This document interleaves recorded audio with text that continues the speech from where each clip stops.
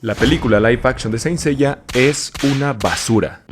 Estoy seguro que comentarios como este, en donde se tacha a la más reciente cinta de la franquicia como un asco, arruina infancias o un fracaso absoluto, los has leído o escuchado bastante en las últimas horas y días. Pues aunque yo particularmente no he estado muy atento a las redes sociales durante este fin de semana, no tengo la menor duda de que comentarios de esta clase han sido replicados en más de una plataforma, páginas web, sitios especializados, podcasts y canales de YouTube, tanto por los usuarios que comentan en ellos como, por supuesto, otros creadores de contenido. ¿Y saben qué? Eso, en mi opinión, es una absoluta mentira. Pero entonces, ¿significa que pienso que la película es buena? Definitivamente eso tampoco sería cierto, porque así como desde que la película reveló sus primeros detalles hace ya más de 2 años, sabía que una vez estrenada habría quienes se le irían directo a la yugular al hacer sus críticas o análisis, sabía también que no faltaría quien se hypeara y la calificara como una cinta excelente, que tiene toda la esencia de Saint Seiya y que salió del cine extasiado, aun y cuando para la inmensa mayoría eso no fuera cierto. Y aunque claro, como dice el viejo adagio, para gustos los colores y las opiniones de todos son respetables,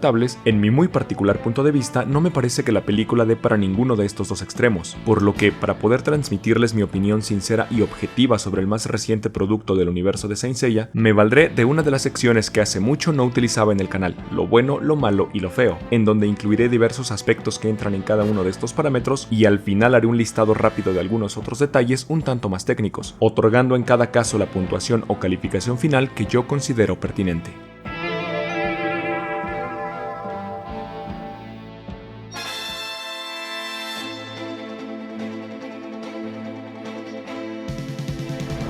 Empecemos, como suelo hacerlo en esta clase de videos, con lo bueno, y es que, aunque muchos no lo crean, la película tiene varios detalles positivos que se pueden destacar. El primero de estos, aunque haya quien le parezca simple, es que es una cinta entretenida, es decir, es una de esas películas palomeras que hemos visto por montones y que, como tal, cumple con su propósito de distraer la mente y hacernos pasar un rato agradable sentados en una butaca del cine mientras comemos algo. Para ilustrarlo, en mi caso particular, cuando hace algunos años fui a ver La leyenda del santuario, llegó un instante en el medio de la historia en que comencé a preguntarme en qué momento va a terminar esto. Dicho de otro modo, hubo un punto en que la película me aburrió y simplemente deseaba que terminara, cosa que al final se mitigó un poco con la batalla definitiva en contra de Saga. Pero en el caso de Knights of the Zodiac, ninguna de las veces que la vi me resultó tediosa o pesada, aun cuando, a partir de la segunda vez, ya conocía lo que iba a suceder, por lo que, repito, para mí, el hecho de que pueda verla sin que resulte cansada es un punto a favor. Ahora bien, entiendo que para muchos en realidad sí pudo ser pesada no solo de ver sino de digerir y asimilar, pero esto es muy probable que estuviese relacionado con las expectativas que tenían de la cinta. Es decir, si pensaban encontrarse con una adaptación del anime o del manga y no con una historia original como ya se había anunciado que sería, es completamente razonable y entendible que no cumpliera con la perspectiva que tenían para esta.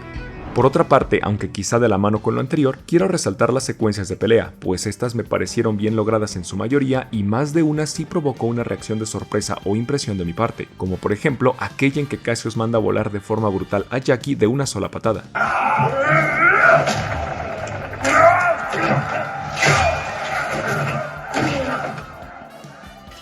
Y es que la participación de Joseph Lee, quien tenía como antecedente ser el action designer en Shang-Chi y la leyenda de los 10 anillos, nos hacía esperar una buena presentación en este sentido. Y caso similar es el de Yoshihiro Ike, quien se encargó de la banda sonora, pues me parece que esta fue también bastante buena, siendo adecuada para las distintas escenas y momentos emocionales que se presentaron. Pero claro, una vez más, si tú eras de aquellos que creía que se iban a usar las piezas creadas por el maestro Yokoyama y que escuchamos en el anime clásico, puede que te sintieras un tanto frustrado y decepcionado en este rubro, pero habría que reconocer entonces que no sería propiamente por un mal soundtrack, sino por expectativas equivocadas. Y para finalizar lo que tiene que ver con lo bueno, aunque por supuesto hay otros detalles que también se podrían destacar, quiero aludir a las referencias que hubo en la película, particularmente hacia el anime original. Y es que puede que yo sea un poco loco y haya visto cosas donde no las hay, pero pude encontrar hasta una veintena de guiños, referencias y quizá easter eggs que sin duda dotaron de un aspecto interesante a esta cinta e hicieron que, al menos para mí, resultara más satisfactoria, por lo que no puedo dejar de incluirlo como uno de los aspectos buenos de la cinta. Por cierto, esperen pronto un video en el canal en el que destacaré todas y cada una de las referencias que pude encontrar.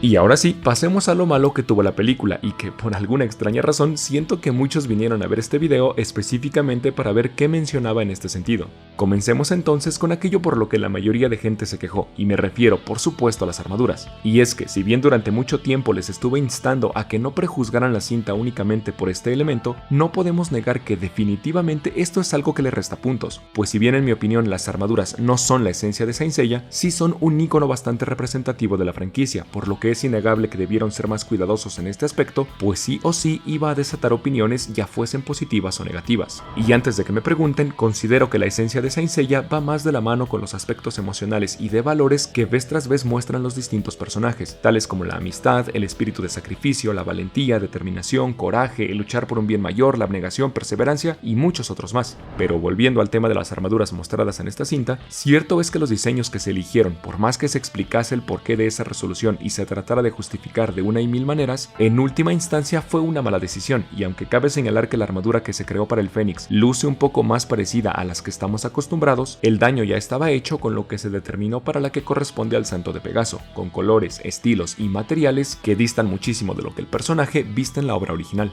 Sin embargo, las armaduras no son lo único que queda de ver en esta interpretación de la historia de los Caballeros de Atena, y es que, desde mi punto de vista, los efectos visuales y especiales también son señalables, pero no me malentiendan, no estoy diciendo que absolutamente todos los efectos fueron malos, pues en realidad mi intención es señalar hacia dos aspectos puntuales. En primer lugar, y para el caso de los efectos visuales donde se incluye el CGI, hay momentos durante la cinta que es demasiado notorio el uso de esta técnica, lo cual no se puede simplemente pasar por alto porque se supone que uno de los objetivos de implementarla es volver más realista la escena, por lo que si el resultado es lo opuesto, simplemente ahí hay algo que está mal hecho. Por otra parte, en lo relativo a los efectos especiales, por alguna extraña razón me quedé con la sensación de que en ciertos puntos de la película donde se agregaron esta clase de efectos, les hizo falta un mejor cierre, es decir, me pareció que los efectos quedaron incompletos o faltó un último detalle, lo cual se lo quiero atribuir a la falta de presupuesto, pues pareciera que llegó el momento en que los 60 millones de dólares que se invirtieron ya no alcanzaban y se tuvo que ahorrar en ese sentido. No sé, es posible que me equivoque en la razón, pero independientemente de ello, considero que los efectos, si bien no fueron malos, carecieron de ese extra para hacer algunas escenas más espectaculares.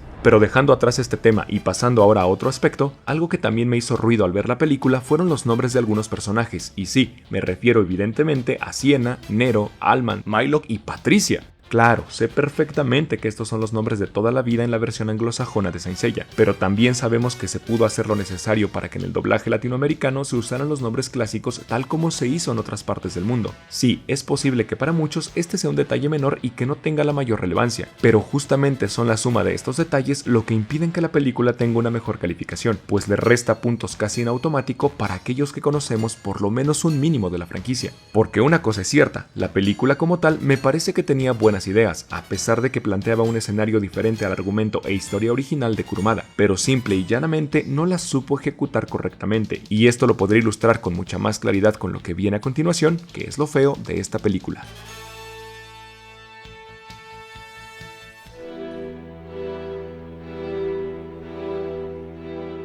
En cuanto a lo feo de esta cinta, voy a señalar, al igual que en los bloques anteriores, únicamente 3 puntos, aunque por supuesto, también como en los rubros pasados, se pueden incluir más cosas. Primeramente, algo que en verdad le pega durísimo a esta cinta es la mala resolución de los conflictos, tanto los que el héroe, en este caso Seiya, va encarando durante su viaje para convertirse justamente en el insigne de la historia, como el conflicto principal de la misma que es, por decirlo de algún modo, la bomba potencial que es Atena y que supuestamente podría acabar con la humanidad. Como ejemplos puntuales de esto, podemos señalar al tiempo del entrenamiento del futuro santo de Pegaso al lado de Marin, donde el progreso de este se muestra de una forma tan simple que cuando por fin logra vencer su primer gran obstáculo, que es poder romper los átomos de una roca, sencillamente no te provoca ninguna clase de emoción, pues las escenas transcurren simplemente una tras otra sin que podamos empatizar con el personaje o al menos percibir su frustración e impotencia, haciendo falta entonces momentos en los que lo veamos reflexionar, madurar y finalmente controlar, al menos de forma temporal, el cosmos, que es lo que a posteriori le permitiría sobrepasar la dificultad ya citada, y lamentablemente momentos como este, con las carencias argumentales subeditadas, se repiten a lo largo de la película, los cuales se acentúan todavía más con el aspecto que mencionaré un poco más adelante.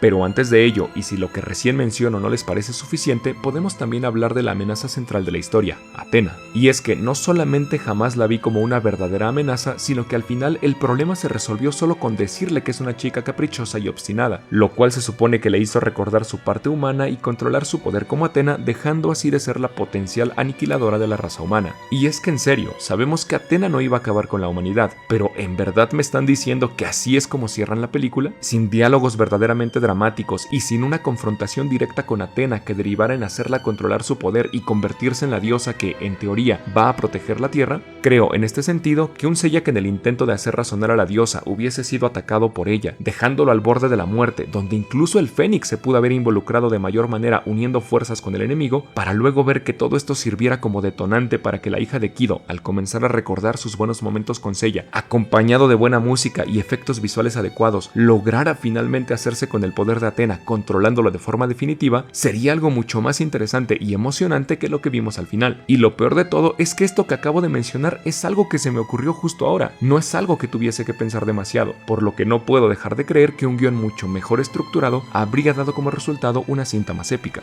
Y justamente este es el segundo punto al que quiero aludir en cuanto a lo feo, la falta de epicidad, si es que esta palabra existe. De nuevo, basta con poner un ejemplo para entenderlo, y para esto tomaremos el momento en que Alman lleva a Seiya a su mansión y comienza a hablarle sobre los dioses míticos y cómo estos son reales y, de hecho, pronto regresarán. ¿Cuál es el problema con esto? Que si bien es cierto Seiya toma esto como una fantasía, diría que su terapeuta es un gran fraude, lo cual en el mundo real todos haríamos, no hay un momento en el que la escena cambie a un tono más serio donde, entre silencios y miradas que generan expectativa, el viejo millonario le haga entender al joven japonés que aquello que parece un cuento para niños no solo es algo real, sino que se trata de una verdadera amenaza. Pero Cal, me dirán muchos, si hay una escena donde Kido le explique eso a Seiya. Sí, jamás dije que no hubiese una escena al respecto, pero a lo que me refiero es que la tensión porque te estén diciendo que algo tan grande, tan increíblemente poderoso que escapa a tu propia comprensión es real y que pronto vas a tener que enfrentarlos en una guerra, simplemente no existe. Así como tampoco existe el énfasis en el pequeño rayo de esperanza que se tendría si logran que una de esas deidades esté de su lado, la cual todos sabemos sería Athena y que justamente es la diosa de la guerra la que está tratando de renacer en Siena.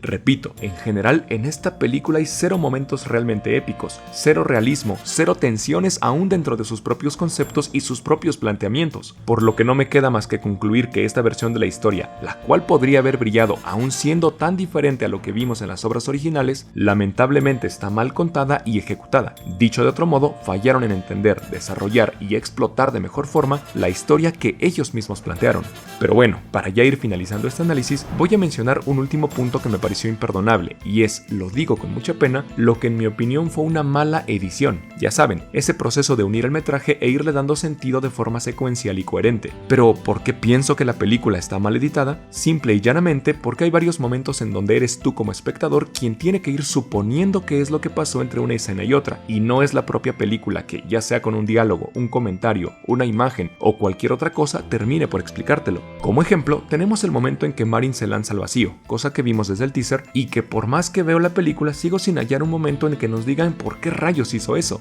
Claro, se entiende que es una forma de alejarse de Seiya o mostrarle que no tiene deseos de entrenarlo, pero eso es algo que, reitero, eres tú quien lo tiene que suponer y que además carece de coherencia porque en la escena inmediatamente posterior vemos a Marin que está otra vez al lado de Seiya y comienzan a hablar cosas pertinentes al entrenamiento. Entonces, ¿cuál era la necesidad de arrojarse por un precipicio? Que alguien por favor me lo diga porque en verdad sigo sin entenderlo.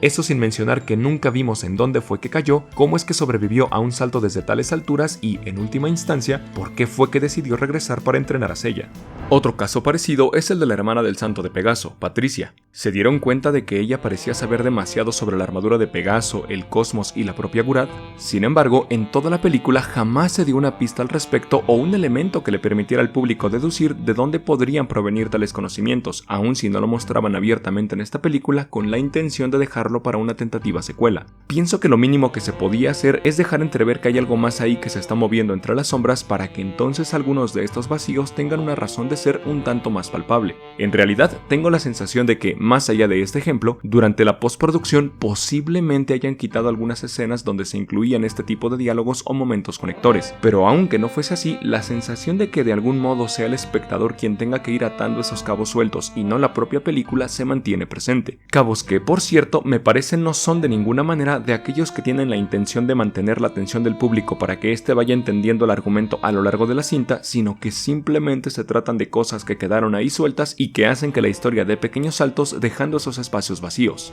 Pero entonces, si la cinta es entretenida, tiene buenas peleas y música y además presenta varias referencias al anime clásico y sin embargo se queda corta en los efectos, presenta un mal diseño de las armaduras y también falla de forma importante en la propia ejecución de las ideas originales que planteó, ¿qué calificación le otorgaría? Definitivamente no una calificación reprobatoria, porque esto implicaría para mí que la película me resultara tediosa, aburrida, pesada y en pocas palabras un asco, pero tampoco puedo darle más allá de un 6 en una escala del 1 al 10. Ahora bien, apelando un poco a lo que les comenté hace algunas semanas sobre que al tratarse de un live action no podríamos considerar lo típico que hacemos con los animes de la franquicia, que es tomar en cuenta y evaluar el estilo y la calidad del dibujo, el diseño de personajes, así como la animación e historia, sino que esta vez debía ser el argumento junto con el guión y otros elementos técnicos los que se tendrían que considerar, pues mis puntuaciones en este caso serían las siguientes: 5 en el guión, que incluye no solo el argumento sino los diálogos y otros aspectos básicos de la historia, 7 en la banda sonora, 7 en la edición y mezcla de sonidos, 8 en la fotografía, 7 en el diseño de producción, que se refiere a los escenarios, utilería y este tipo de elementos donde se desarrollan las escenas, 6 en el vestuario, donde entran por supuesto las armaduras, 7 en los efectos visuales, 8 en los efectos especiales, 8 en las actuaciones y donde definitivamente le debo dar un 5 es en la dirección de la cinta. Lo siento Baginski, a mí particularmente no me gustó tu trabajo.